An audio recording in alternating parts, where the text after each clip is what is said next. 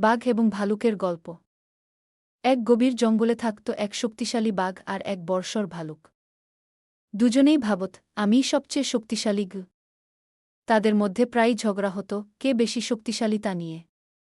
একদিন জঙ্গলে ভয়ানক খরা নেমে এল। খাবার ও পানির অভাব দেখা দিল।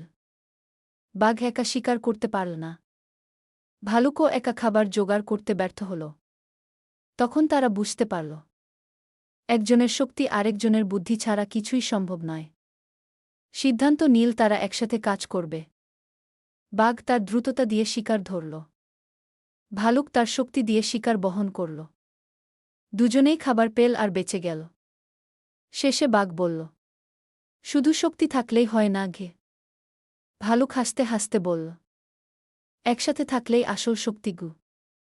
অহংকার নয়, সহযোগিতাই জীবনের সবচেয়ে বড়। ভিডিওটি ভালো লাগলে লাইক দিন এবং আমাদের পরবর্তী গল্পগুলো মিস না করতে এখনই সাবস্ক্রাইব করে রাখুন গু।